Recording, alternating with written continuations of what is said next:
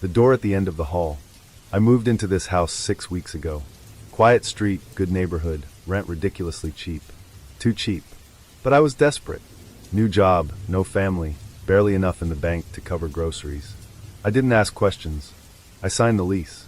I moved in. The house had 3 bedrooms. I only needed one. One for me, one for storage, and the third. Well, I never opened the third. There was something about that door at the end of the hall.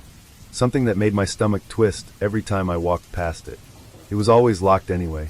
No key on the ring the landlord gave me. The door wasn't just locked. It felt wrong. Too solid. Too quiet. The wood was darker than the others. Old. Like it had been part of something else once. Something older than the house itself. The first night, I heard a knock from behind it. A single knock. Nothing more. I froze in bed, waiting to hear it again. Nothing. I told myself it must have been the house settling. I tried to sleep. Second night, I heard breathing. Not mine. Not from the hall. From inside the room. Deep. Heavy. Slow. The next morning, I pressed my ear to the door. Nothing. I knocked. Nothing. I tried turning the knob, even kicking it, didn't budge. I left it alone. Until the 4th night. At 2:46 a.m., I woke to the sound of the doorknob turning. I didn't imagine it. I heard the click, the slow creak as it opened just an inch. I crept out of bed, heart hammering, and peeked down the hallway. The door was still closed. But something had changed. There were scratches on the wood. Not fresh, not deep, but unmistakable. Fingernail-sized. Like something inside had been trying to claw its way out for a long, long time. I emailed the landlord. No response. I called. The line went dead as soon as I said where I lived. I started asking neighbors. No one would talk about the house.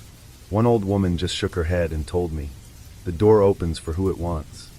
On the 6th night, I didn't sleep. I sat outside the door, flashlight in hand, heart pounding like a war drum. 3 a.m. came and went. Nothing happened, until I blinked, and the door was wide open. I shined my light inside. The room was completely black. Not empty black. Like light didn't exist in there. The beam of my flashlight stopped at the threshold. No reflection, no depth, just blackness. Then I heard the voice. Not loud. Not threatening. Just quiet, calm, and familiar. "Come see." I don't know why I listened. I stepped inside. The air was freezing. Thicker. My ears popped. The second my foot crossed the threshold, the door slammed behind me. I turned, slammed my fists against it, but it was gone. No doorknob. No hinges. Just a wall. And then I saw it.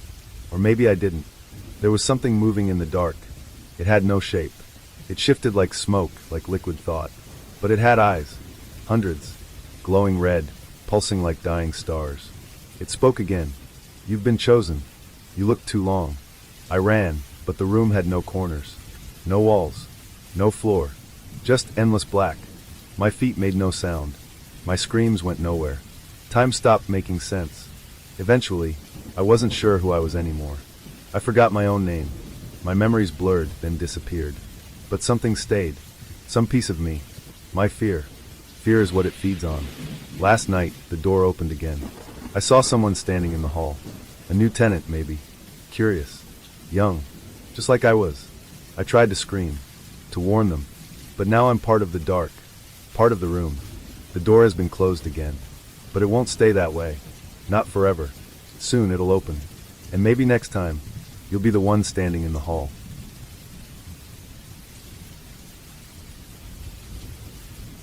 There's something beneath my house. I know how it sounds. Crazy. But I'm telling you, it's real.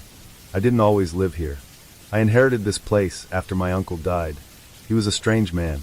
Lived alone, never had visitors, and he left no will.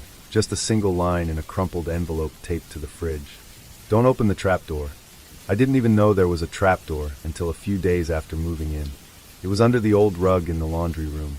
A metal ring set in a wooden panel, sealed shut with rusted hinges. At first I laughed. Figured it was a storm shelter, or maybe a forgotten basement. Curiosity gnawed at me. I tried to ignore it, but the knocking started. Soft at first. Rhythmic. Every night around 3 a.m., 3 slow knocks from underneath the floorboards. Then silence. The first time I heard it, I froze in bed. The second time, I stood in the laundry room with my phone recording. Nothing showed up on playback. The third time, I sat beside the trapdoor waiting. It knocked, and then whispered. I couldn't make out the words, but it knew my name. Not my full name. My childhood nickname. One I haven't heard in 20 years. I didn't sleep after that. During the day, I tried to pretend it wasn't real. But I started noticing other things. Shadows under the floorboards when the sunlight hit just right. Cold spots that followed me through the house. And the worst part, something down there started scratching. Not wild, desperate scratches. Slow, purposeful, like it was drawing something. I pulled up the boards. The trapdoor looked older than the house itself. The wood around it had symbols carved into it, circles, spirals, runes I didn't recognize. I took photos, sent them to a friend who dabbled in the occult.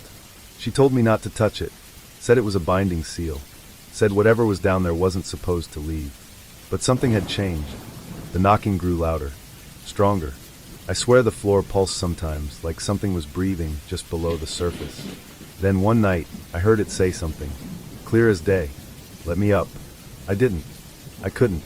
But the house didn't care. It started unlocking doors on its own. Lights flickered whenever I thought about leaving. My phone wouldn't charge. My car wouldn't start. Every path out was blocked. I started dreaming of it. A voice in the dark.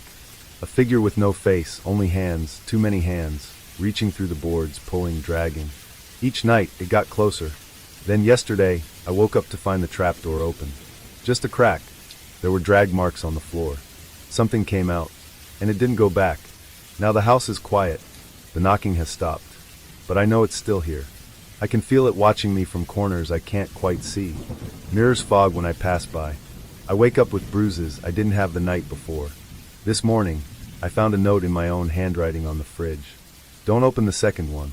I don't remember writing it. And now I'm terrified to check the attic.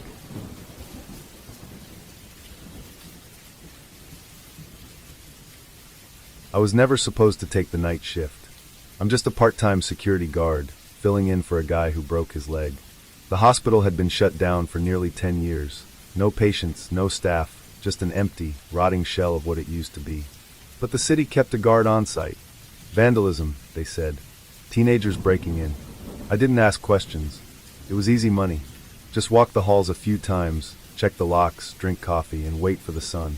The hospital had 5 floors, but I was only responsible for the first 2.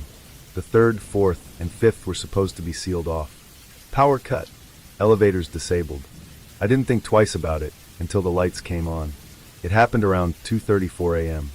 I was in the lobby when the fluorescents on the 3rd floor flickered to life. Not just 1 or 2, a full row of lights stretching down the hallway, like something new I was watching. I checked the monitors. Nothing on the cameras, just static. I thought it was a power surge, maybe faulty wiring, until I heard the intercom click on. A soft buzz, then breathing. Shallow, wet, like someone gasping through a collapsed lung. No words, just breathing. Then silence. I should have left right then. Walked out, quit the job, never looked back. But something pulled me in, curiosity or fear, I still don't know. I took the stairs. The elevator wouldn't respond, but the stairwell to the 3rd floor wasn't locked like it should have been. The air changed as soon as I stepped through. Cold. Heavy. It smelled like rust and old bandages. I walked down the hall, flashlight cutting through the dark. Every door was numbered, but the numbers were wrong. 301, 303, 307, 304. They didn't go in order. Some were scratched out entirely. And then I saw her, a woman in a hospital gown, standing at the far end of the hall with her back to me. Long black hair, pale skin. She didn't move, just stood there, her head tilted slightly like she was listening. I called out. She didn't respond. I took 1 step closer, and every door in the hallway slammed shut at once. She turned. Her face wasn't right. It was smooth, no mouth, no eyes, just skin stretched tight like someone had sewn it shut. Yet I knew she was looking at me. She raised one hand and pointed to a door behind me. 311. The door opened on its own. Inside was a hospital bed, restraints dangling from the sides, stained with something dark. There was an old monitor still hooked to the wall, flatlined and humming. On the bed sat a file. It had my name on it. Not just my name. My birth date. My blood type. Notes written in shaky handwriting. Subject responded poorly to sedation. Keep confined. Do not let it see its reflection. I backed away, heart slamming in my chest. The woman was gone. The hallway was empty. Then I heard running, above me. Heavy, frantic footsteps moving across the 4th floor. Then the 5th. Then back down. I ran. I don't remember getting to the 1st floor. I don't remember starting the car. But I haven't been back since. No one returns my calls. When I looked up the hospital's history, I found an old article. Psychiatric wing closed after patient disappearance. 3rd floor sealed. The patient's name was redacted, but the ID number matched the one on the file I found. And now, some nights, my phone rings at 2:34 a.m. I don't answer anymore, but I always see the same thing on the screen. Calling from room 311.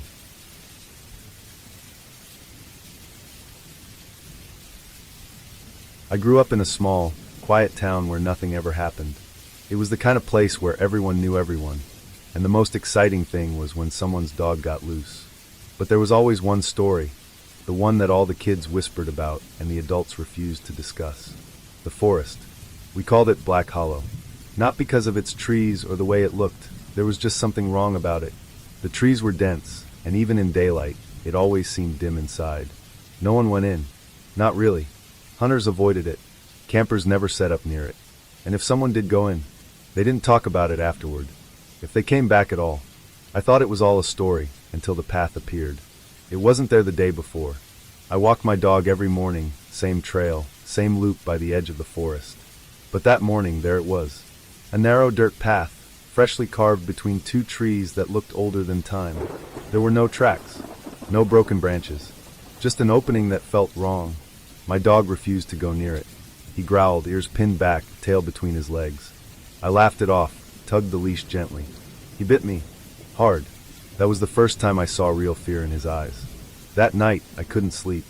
My dreams were filled with whispering trees and pale hands reaching through branches. At one point, I swear I woke up to find mud on my shoes and pine needles in my bed. The next morning, the path was still there. Wider now, like it was waiting. I went in. I don't know why. Curiosity?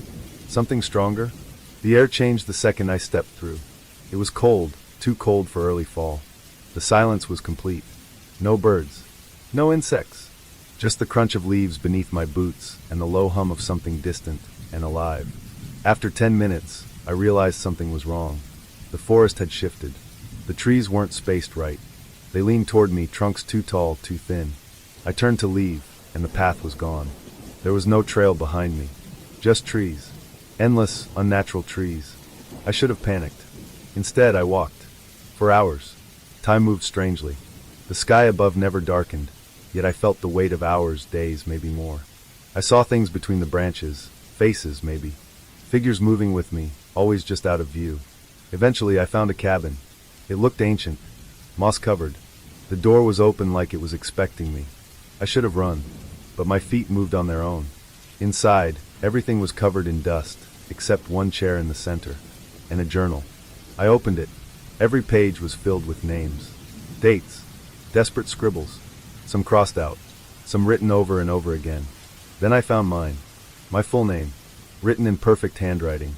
I dropped the book and ran, but the door had vanished. There was only a mirror in its place, and in the mirror, I was still holding the book, still sitting in the chair, smiling. I turned. The room was empty, but the reflection remained, still staring at me, still smiling. It blinked. I didn't. I woke up outside the forest, covered in dirt and blood that wasn't mine. My dog was waiting at the edge, howling like his heart was broken. I made it back home, but things have never been the same. There's mud in my bed every morning. The mirror in my bathroom sometimes shows trees behind me, even though there's only a wall. And I've started sleepwalking again. The other night, I found the forest under my house, a path leading downward. And this morning, I woke up with pine needles in my mouth.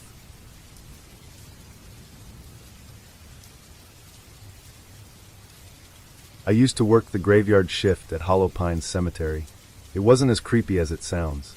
It was quiet, peaceful even. Most of the time, I just walked the perimeter, checked the fence line, made sure no animals or vandals had gotten in. But I always avoided Section 9. It's an older part of the cemetery, stones crumbled, names half erased by time and weather. No one visits those graves anymore.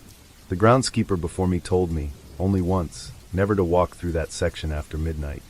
Not unless you want something to follow you home. he said with a half-joking smile that didn't reach his eyes. I ignored the warning at first. Thought it was just a spooky story passed between employees to keep the job interesting.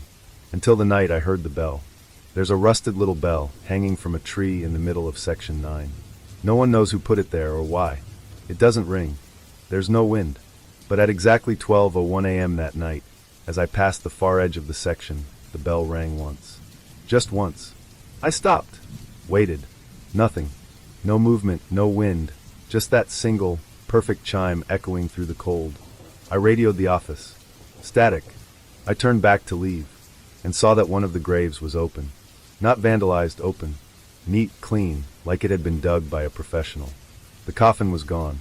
I don't know what possessed me, but I stepped closer. Maybe I thought I'd find a prank. Maybe I thought I could explain it somehow. But when I looked inside, the dirt wasn't just freshly dug. It was wet and warm. I backed away, and that's when I saw the footprints. Bare, human, leading away from the grave into the trees behind the cemetery. They weren't there a second ago. I left. I didn't clock out. I didn't look back. The next day, I returned with the morning staff. The grave was filled in. No sign anything had happened. When I mentioned it, the head caretaker just gave me a strange look. There is no Section 9, he said. Not anymore. That land's been unused for 50 years. I showed him the map on the wall. Section 9 was right there. Clear as day. When I looked again 5 minutes later, it was gone. The next night, I returned. Against every instinct, I had to know. Section 9 was there again. And this time, more graves were open. For maybe 5. All empty. No disturbed soil. No signs of anything leaving. Except the bell. It rang 5 times. And when I turned around, there were people watching me. They weren't alive. Pale, sunken-eyed, silent. They stood between the tombstones like they belonged there. Like they had always been part of the graveyard. Their clothes were tattered and soaked. Their mouths sewn shut with black thread. But their eyes were wide open. One of them raised an arm and pointed to me.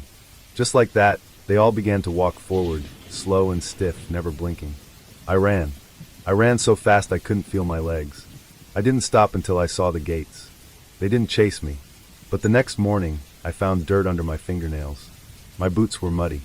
And in my jacket pocket was an old, faded funeral program with my name printed on it. The date of death was the next day. I haven't gone back since. But the cemetery doesn't seem to care. Because last night, the bell rang again. And this time, it came from my backyard.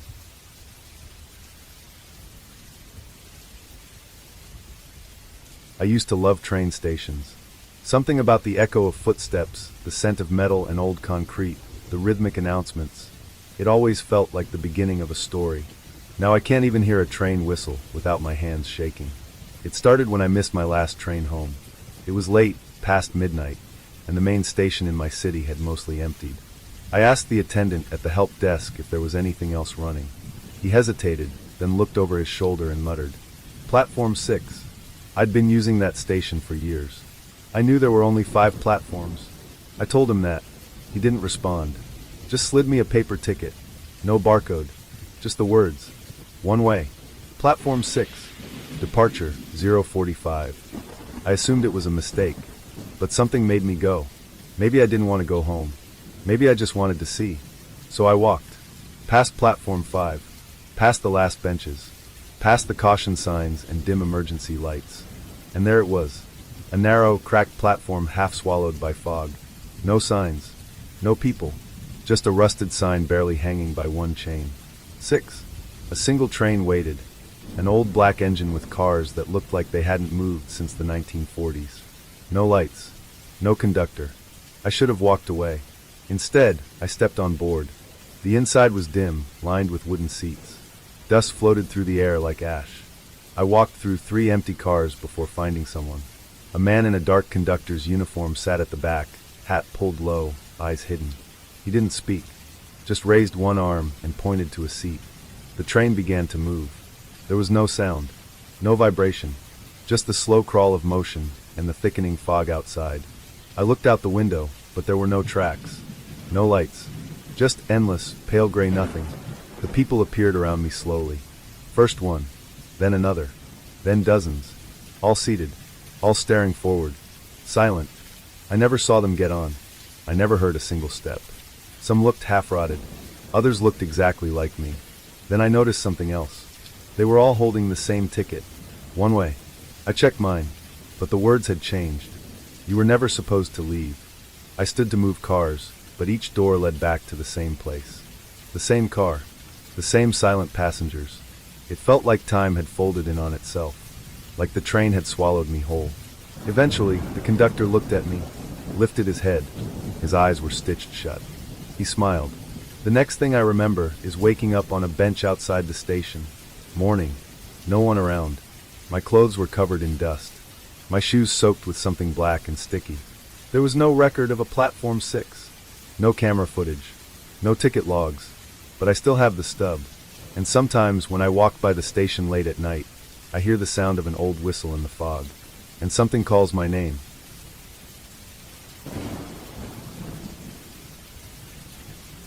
I wasn't supposed to survive the crash. Our boat capsized during a storm, somewhere between the coast and a chain of islands we weren't even supposed to be near. There were 5 of us on board. I'm the only one who made it to shore. I woke up alone on a beach, my body half buried in sand, lungs burning with salt water. The sea behind me was unnaturally calm. The sky above was gray and flat. No sun, no wind, just stillness. The island was small, maybe a mile wide. I could see the tree line just beyond the dunes, and past it, a jagged hill covered in black stone. But there was no movement, no birds, no insects, nothing, and no sign of the others. I tried my radio. Dead. My flares were soaked. I shouted until my throat was raw. No echo, no answer. That first night, I found a cave to shelter in. And inside that cave, I found the carvings, hundreds of them, symbols I didn't recognize. Spirals, eyes, shapes that shifted slightly when I looked at them too long. And names. So many names, scratched into the stone with something sharp. Some of them, I recognized. One was my mother's. She died when I was 8. Another was mine. I left immediately, but the cave didn't want me to. It took me 4 hours to find the beach again. The trees moved when I wasn't looking. I swear the path twisted behind me, looping me back to the hill, again and again. At one point I turned a corner and saw my own footprints leading in a perfect circle. When I finally reached the shore, the ocean was gone. Not receded, gone. Just miles of cracked, black seabed stretching to the horizon. Dead fish. Rusted anchors. Half-sunken ships I'd never seen before. That's when I knew the island wasn't real. Or maybe too real. Each night, something came to the edge of the trees. It never stepped into view. But I heard it. Wet breathing. Bones cracking as it moved. Whispering in a language I felt in my blood. I didn't sleep. The stars overhead weren't right. Some blinked in patterns. Others moved in slow spirals. One night, I watched 2 stars merge and then fall screaming into the sea. On the 3rd night, I found a journal buried in the sand. Leather-bound. Pages dry, untouched by the elements. Written in perfect handwriting. It started with, "You are not the first." Each entry detailed another castaway. Different years. Different names. All stranded. All watched. Some tried to swim. Some climbed the hill. Some followed the symbols in the cave to find the door. None of them made it home. But the final page, it was blank except for a line that appeared as I watched. "Write your name." I didn't. I burned the journal and buried the ashes. The flames turned blue, then vanished. No smoke. Now, I don't know how long I've been here. The sun never rises. I don't age. I don't need food. I just exist. Trapped. And sometimes I hear other voices shouting from the forest, new ones. Lost ones. Maybe they just arrived. Maybe they're reading the journal now. If you're hearing this, if somehow this story found you, don't come looking for me. Don't sail near the island. And whatever you do, don't write your name.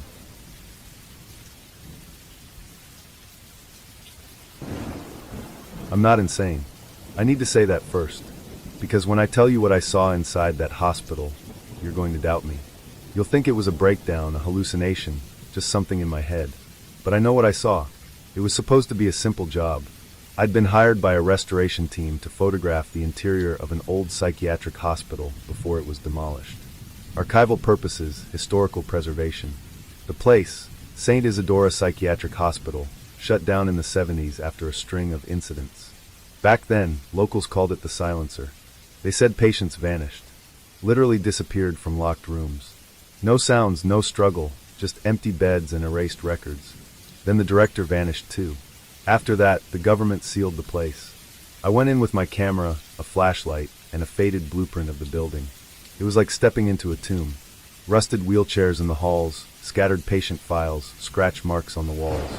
On the blueprint, someone had scribbled a room that wasn't part of the official layout. Room 413.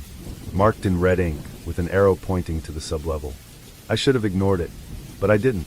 Going down into the basement felt like descending into another world. The air was thick. My flashlight flickered twice. The hallways didn't follow any logical structure. I'd loop back to where I started without meaning to. I heard things in the walls.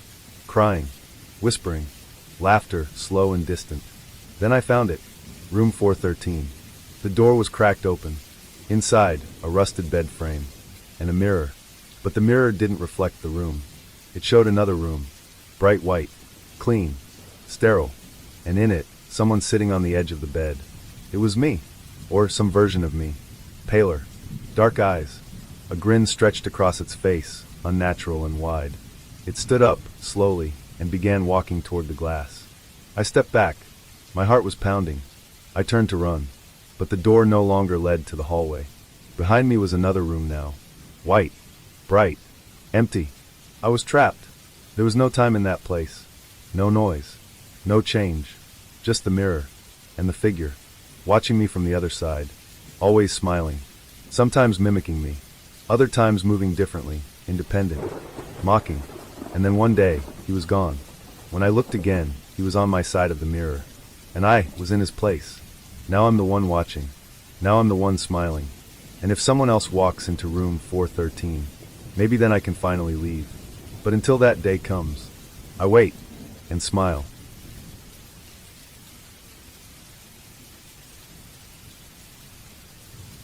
It started with a wrong turn.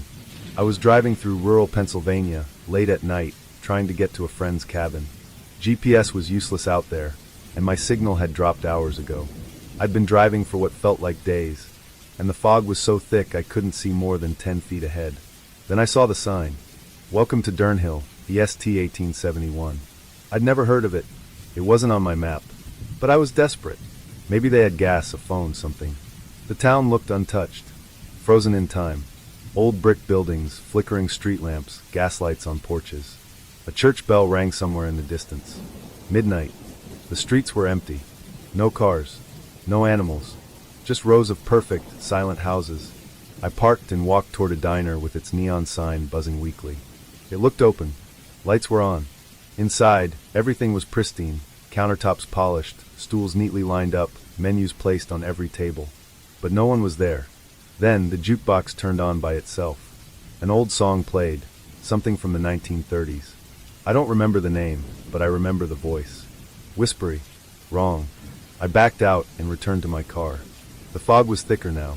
My car was gone. In its place was a rusted, blackened shell of something that might have been a car. Maybe a century ago.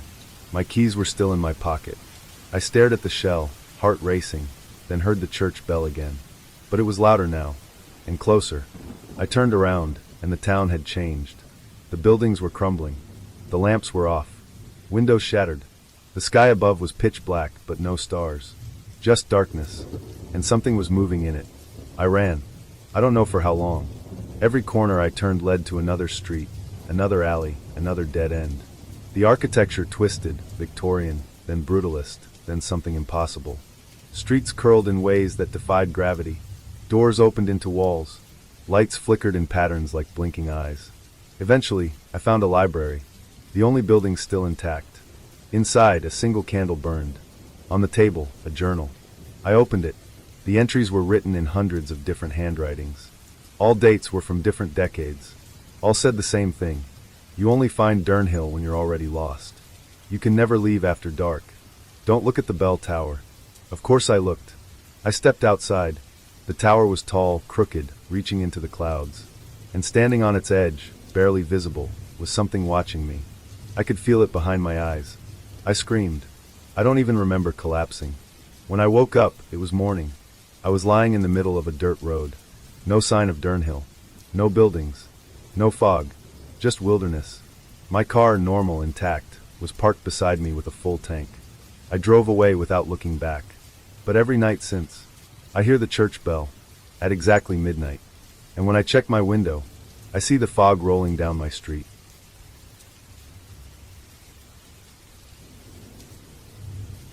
It started with a flyer, slipped under my apartment door sometime after midnight. No name, no contact, just a black symbol, 3 interlocking circles, and a message. They sing beneath the earth. Come hear them. Thursday, 2:13 a.m. Under the bridge on Ash Lane. I should have thrown it out. Instead, I stared at it all day. Something about the handwriting, the symmetry of the symbol. It felt ancient, familiar, even though I'd never seen it before. By 2 a.m., I was already under the bridge. At first, I thought no one was there, just shadows and dripping water. But then I saw them, figures cloaked in deep red robes, standing perfectly still in a circle. They faced inward. None of them moved. None of them spoke. Then one of them turned to me, silently, and beckoned with a slow hand. And I stepped inside the circle. They didn't speak. Not once. Instead, they sang, but not with mouths. It was a low vibration, like a hum inside my bones. No words. Just sound. The moment I entered their ring, I felt the hum echo through my chest, syncing with my heartbeat. I should have run. I tried to, but my feet wouldn't move. Their faces were covered, but I could feel their eyes on me, dozens of them, piercing through the dark. Then they lifted their hands and pointed to the base of the bridge. A door I hadn't seen was now open. A staircase led downward, impossibly deep for the space beneath a bridge. I descended. The tunnel beneath the bridge wasn't man-made. The walls were lined with carvings that pulsed faintly in the dark. More of the circle symbols, spirals, shapes that seemed to shift when you weren't looking straight at them. At the end was a chamber, huge, hidden beneath the city, like it had always been there. And in the center, an altar made of bone and stone, covered in bloodless offerings, teeth, locks of hair, broken mirrors, dead birds. Behind it stood the choir. They had no faces, just smooth, pale skin stretched where their features should be. But they sang louder, clearer, deeper than before. The sound filled my mind, forced me to my knees. And then they stopped. One stepped forward and reached for my face. I don't remember the touch, only the cold. When I woke up, I was back in my apartment. It was daylight. At first, I thought I'd imagined it all. A dream, a breakdown. But then I found the mark. A faint symbol etched into my chest. 3 interlocking circles. And something else had changed. I started hearing the hum, always in the background. Soft at first, but growing louder. Sometimes I'd find myself humming along, without realizing it. I stopped sleeping. My eyes ached. My dreams were filled with tunnels, with faceless choirs and bloodless rites. And sometimes I see them, in the crowd, on buses, reflected in glass. The ones in the red robes, watching, waiting. Then the second flyer arrived. No instructions, just a single sentence. Your voice is ready. And now I hear the song all the time, even in silence, even when I'm alone, even when I cover my ears. And sometimes I wake up standing, in places I don't remember walking to, my throat raw, my hands covered in ash, and echoes of the melody vibrating through the air. Whatever they did to me under that bridge, it's not finished. They're still singing. And now, so am I.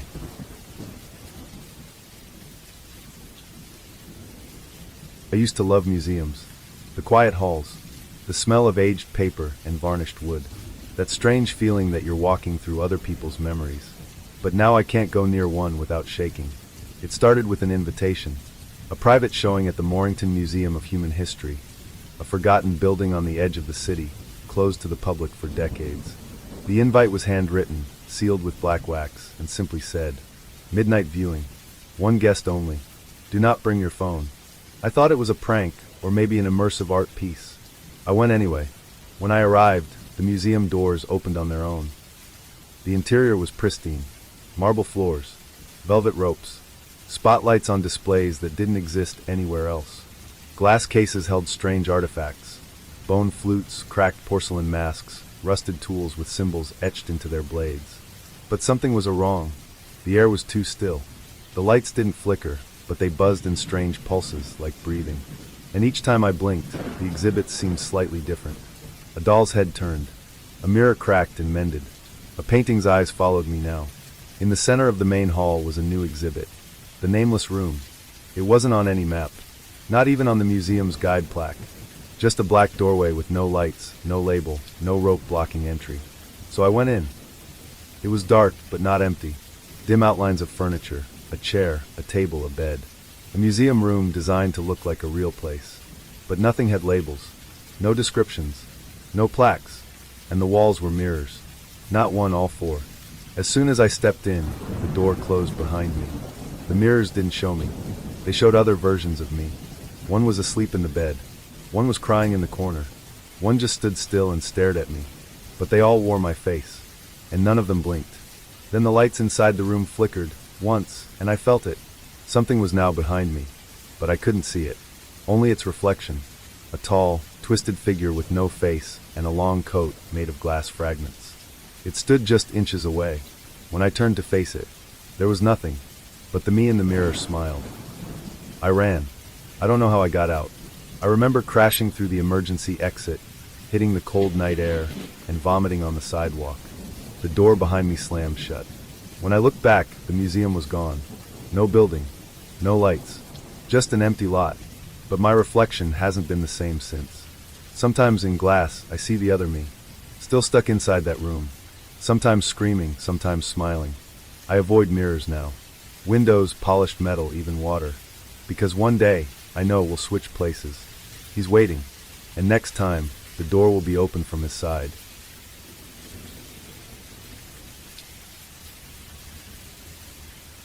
I used to work night shifts at a local radio station.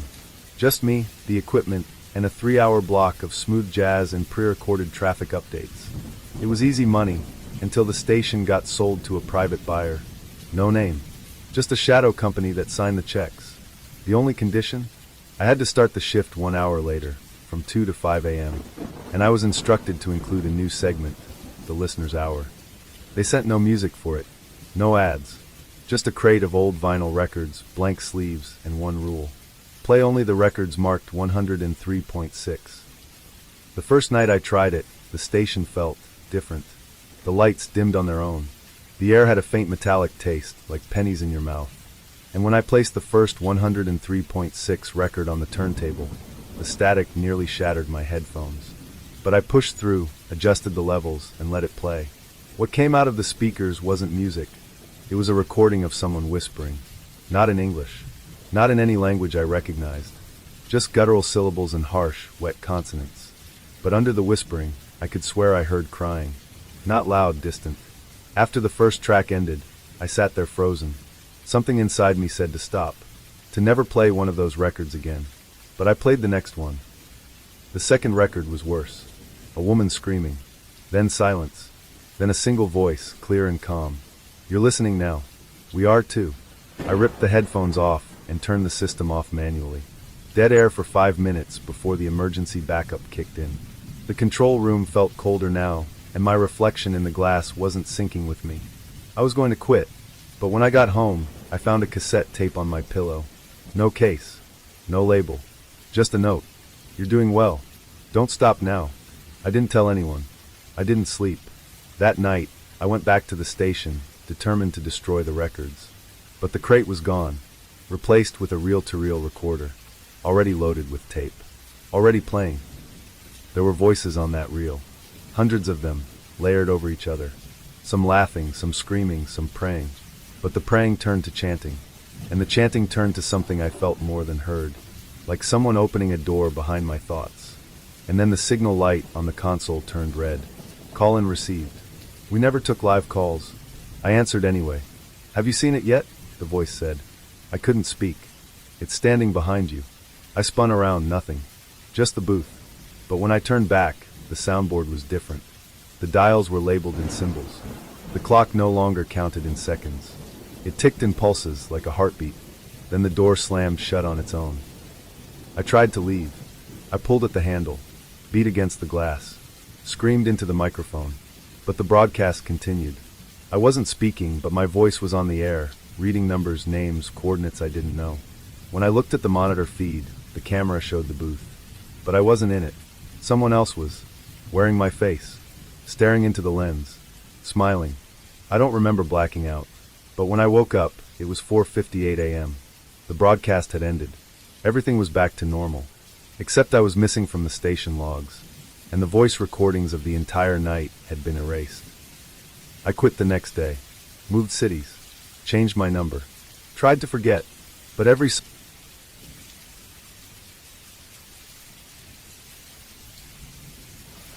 They told us to never go inside the old school.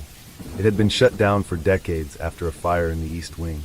No one died, officially, but stories spread like mold. Whispers of children who never came home, teachers who locked the doors and kept teaching to empty rooms, a bell that still rang after midnight. I never believed it. Urban legends, small-town boredom. But then I found the photograph. It was buried inside a library book I checked out for a college research project, Modern Educational Architecture. The picture showed a classroom with 12 children sitting perfectly still, hands folded, faces turned toward the chalkboard. A date was scribbled on the back in red ink. October 6, 1971, room 313. I didn't think much of it, until I realized something. There were no eyes in the photo. Every child's face had been carefully scratched out. And on the chalkboard, faint and almost illegible, "We're still here." I asked around. Most locals changed the subject or shrugged. But one older man in a bookstore looked pale when I asked about room 313.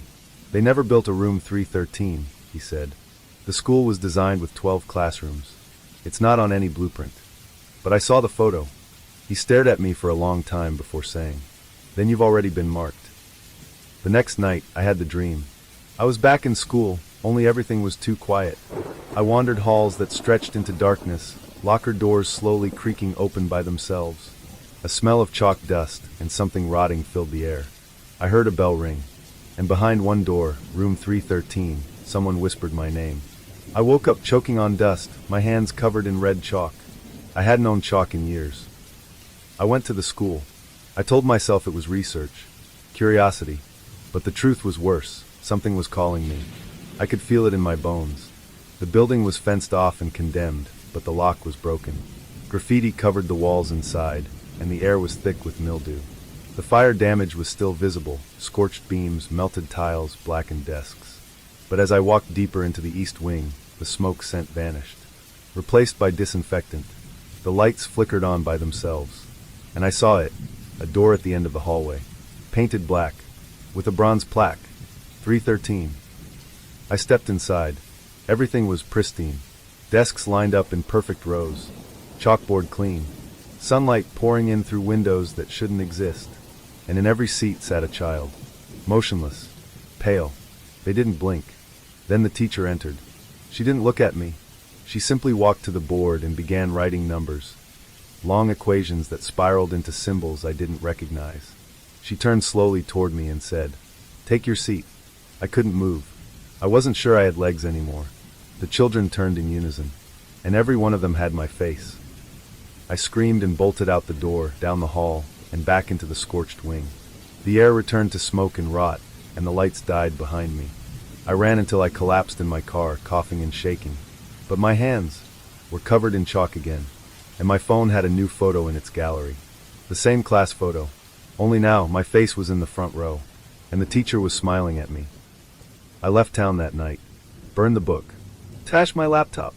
I never spoke of room 313 again, but I keep hearing the bell.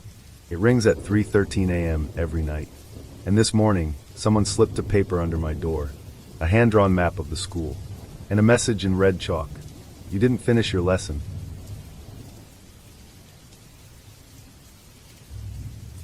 I took the night shift because I needed silence. The office building was empty after 10 p.m., just the hum of lights, the rustle of paper, and the occasional flicker from the vending machines. I was alone on the 14th floor, data entry, nothing exciting.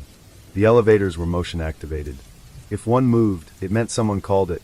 At 2:17 a.m. on a Thursday, one of them did. But no one was in the building. At first, I assumed it was a glitch. Maybe a cleaner forgot their ID badge. But the cameras showed nothing. No one entered. The elevator simply opened at the lobby and began rising, floor by floor, until it stopped. At 14, right outside my office. The doors stayed open for exactly 13 seconds, then closed and descended again. The next night, it happened again. Same time, same floor. I stood at my office door and stared as it opened. The elevator was pitch black inside. None of the interior lights worked, though the building's maintenance logs said everything was fine. I didn't step in. I should have left then. By the third night, curiosity was stronger than fear. When the elevator opened, I stood at the edge and called out, "Hello!" No response. I leaned forward. The air inside was cold, like a walk-in freezer. My phone screen dimmed when I reached past the threshold, and for a split second, I swore I heard something. A whisper, not in any language I knew. Just breath and syllables that coiled inside my skull. Then silence. The elevator closed again. This time I checked the logs. It hadn't moved. According to the system, no elevator had reached the 14th floor that night. That weekend, I stayed late to test it. I brought a flashlight, notebook, and a GoPro strapped to my chest. I was going to document everything, every floor, every second. At 2:16 a.m., the elevator called itself again. I stepped in. It was even colder than before. I hit the button for the lobby. Nothing happened. The panel had no numbers anymore, just a single unmarked black button. I pressed it. The doors closed. The elevator moved, but it didn't go down. It went sideways. The sensation was wrong. My stomach twisted. Gravity shifted. No one remembered me. My ID didn't work. My desk was empty. My name wasn't in the system anymore. And when I tried to leave, none of the elevators worked. Every night at 2:17 a.m., one calls itself. Just for me. And now, when I step in, it doesn't stop on the 14th floor. It takes me somewhere new. Somewhere deeper. Last night, it stopped at a floor labeled -3. The walls were made of skin, and I could hear crying behind them. I'm writing this from a corner of the 14th floor. The lights have been flickering all night. I tried the stairs. Every flight loops back to this one. The elevator just opened again. It's waiting. And this time, my reflection didn't come with me.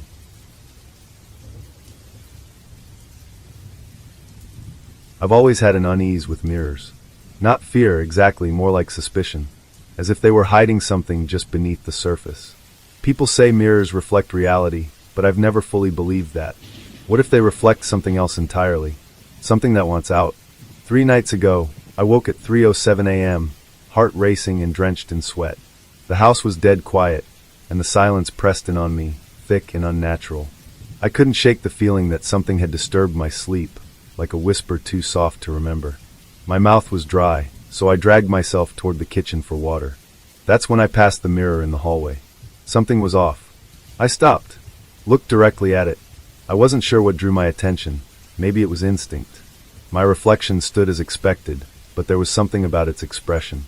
A small twitch at the corner of its mouth. And then I saw it. My reflection was smiling. A slow, creeping smile like it was savoring something delicious. But I wasn't smiling. I stumbled back, blinked hard. When I looked again, it was just me, normal as ever. No smile. No movement. Just tired eyes and the pounding of my own pulse echoing in my ears. I laughed it off. A hallucination. A trick of sleep deprivation. That's all. The next night, I avoided the hallway as long as I could. When I finally had to pass it, I threw a blanket over the mirror. Thick and dark, something I couldn't see through even if I wanted to. I told myself it was silly, but I slept easier until the sound woke me. A faint shhh, like fabric brushing against the floor. I froze in bed. My room was cold, air still. I sat up and listened.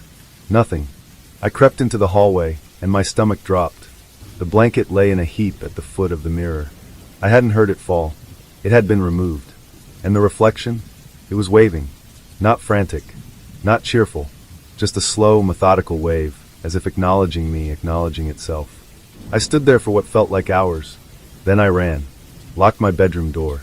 Sat in the corner until sunrise. I tried not to look in mirrors the next day. Not the one in the bathroom, not the screen of my phone when it went black, not the window when night fell.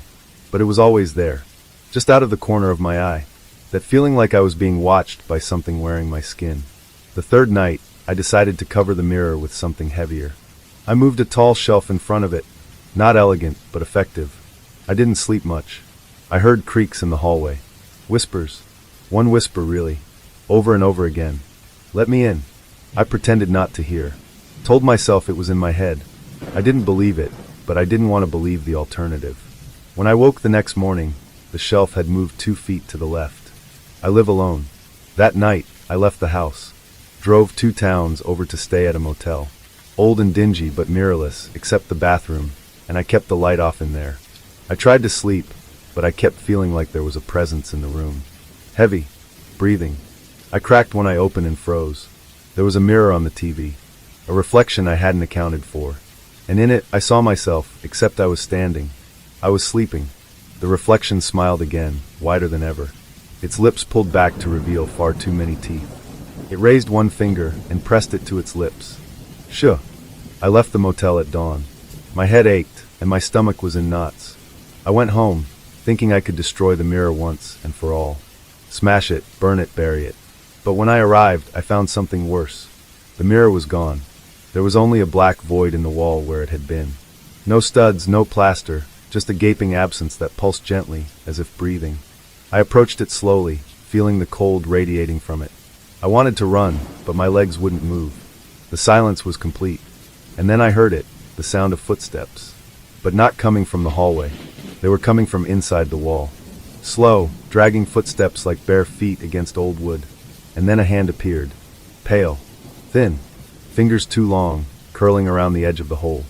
My knees buckled. I fell backwards, watching as I crawled out. But it wasn't me. Its eyes were black pits. Skin too smooth like porcelain. It smiled impossibly wide and whispered my name. My real name. The one no one else knows. Now it's walking around the house. Testing my voice. Answering phone calls. Smiling into other mirrors. I'm still here. Watching from the shadows. Trapped. Because when your reflection escapes, you have to take its place.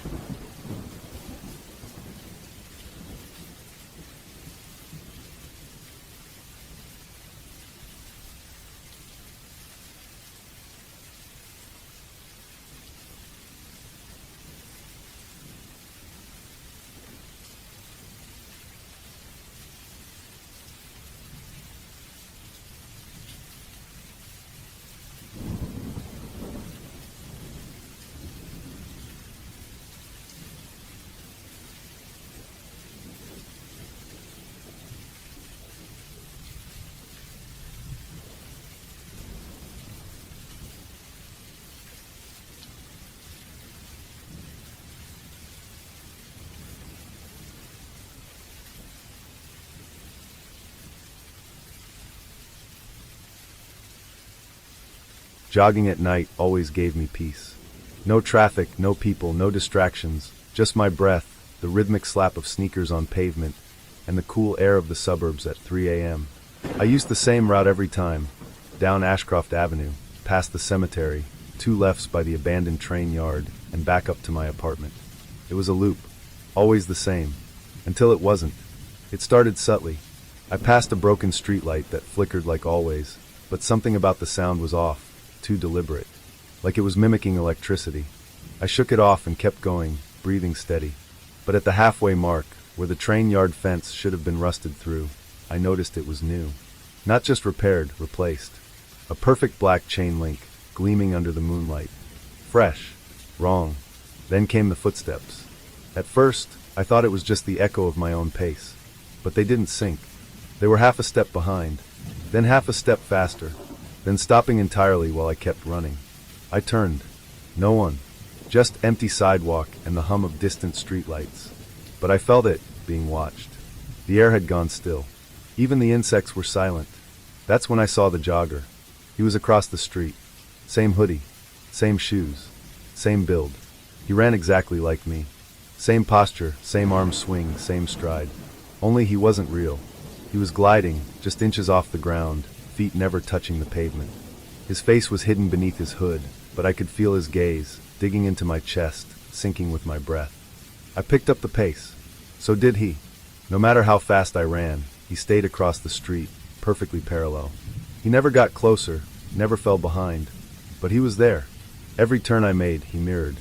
I took a different path, veering off the loop, through side streets I hadn't used in years. past dark houses and barking dogs. Still he followed, gliding, watching. Finally, I cut through a narrow alley behind a grocery store. When I emerged, panting, I looked across the street. He was gone. I stopped running, walked the rest of the way home. But when I reached my apartment complex, something felt wrong. It was quiet, too quiet. No humming streetlights, no wind, just stillness. Then I saw my door, already open. The lights inside were on. I stepped in, heart pounding, and I heard footsteps above me running. Heavy, measured, familiar, coming from my own bedroom. I crept up the stairs. Each step creaked louder than the last. The air was thick, almost oily. I could feel a pressure in my ears, like descending deep underwater. When I reached the top, I saw the door to my room ajar. Inside, the jogger stood facing the mirror. Back to me, still hooded, still silent. Then he turned, and I saw my own face. Not as it was now, but as it had been 10 minutes ago. Same sweat, same breath, same twitch of panic in the eyes. He reached out a hand to me, and I felt something in my chest pull. A tug, like my reflection wanted to switch places. I ran. I didn't even grab my keys. Just sprinted out into the night, down Ashcroft, past the same flickering light, past the cemetery. And when I turned the corner, I saw myself, coming the other way, jogging, smiling, eyes pitch black. Now I can't stop. Every time I think I'm free, the loop restarts. Different streets, different versions of me, some limping, some running backwards, one of them crawling with shattered bones, dragging a broken ankle like it didn't matter. I haven't been home in 3 days, but I keep jogging, because if I stop, they'll catch me, and only one of us gets to finish the loop. I don't know how long it's been since this started. Days? Weeks? Maybe months. All I know is that the loop keeps repeating. The streets change. The sounds change.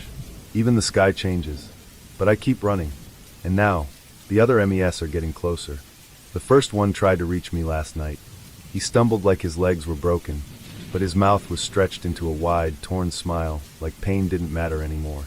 He whispered as I passed him, "Just one of us has to finish." And for a moment, I saw the end of the street open into a blinding white void. Like there was an exit, but when I blinked, it was just pavement and fog again. They're starting to appear more often now, each version of me more distorted than the last. One had his eyes sewn shut. Another bled from the soles of his feet. One of them held my phone and showed me the screen. It was a missed call, from my own number. The voicemail simply said, "Stop running." But if I stop, I know what happens, because I saw it. Last night, I hid behind a fence, panting hard. For a moment, I heard nothing. I thought I'd finally escaped. But then, I saw someone running down the street. Only it wasn't one of me. It was someone else. A stranger. Terrified. Another person trapped in the loop. He saw me, locked eyes with me, wild, exhausted, like he wanted to scream. And before I could say a word, something pulled him back. Literally. Into the mist. Screaming. Gone. The ground sealed up like he had never been there. Now I know I'm not alone. There are others, caught in their own versions of the loop. Maybe in different cities, different routes, different nights. Maybe the world is full of these invisible traps, paths that only reveal their true form when no one's watching. Maybe all of us cross one of these loops at least once in our lives. An alley, a hallway, a shortcut that shouldn't exist. And if you enter, you don't come back the same. Today, something changed. The path was shorter, the air lighter, the footsteps behind me farther. The road became a concrete bridge over nothing. And at the end of it, I saw a door floating in midair. Simple, wooden, closed. Above it, a sign. End. Or maybe beginning. I'm heading toward it now. If you're reading this, it means someone finished the loop. But I can't promise it was me.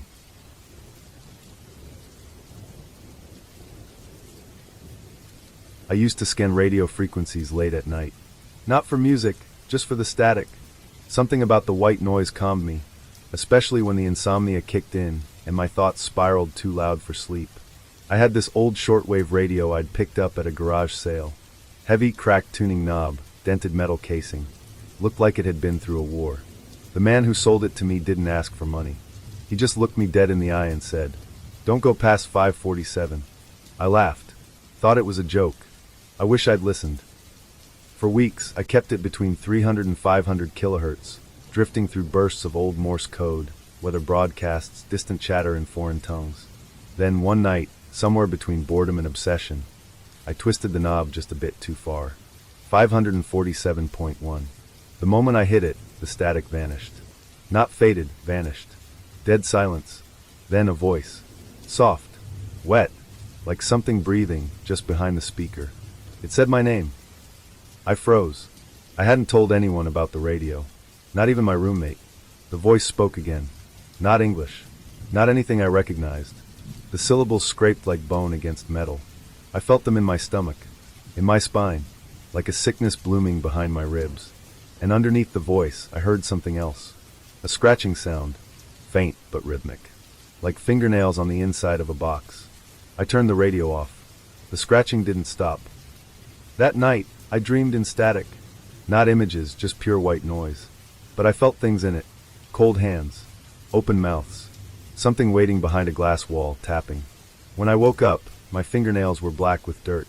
There was soil in my sheets. And the radio was on. Tuned exactly to 547.1. I tried to throw it out. Drove 10 miles and left it in a dumpster behind an old gas station. I barely got home before I heard it again. The voice, now coming from the air vents, the pipes, the goddamn faucet. And at exactly 3:33 a.m., my phone rang. No caller ID.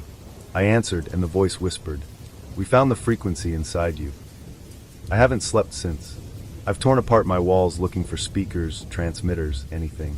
But it's not coming from around me. It's coming from through me. Like I've become the receiver. I cover the mirrors now. Not because I'm scared of what's behind me, but because the last time I looked, my reflection mouthed 547 and smiled with teeth that weren't mine.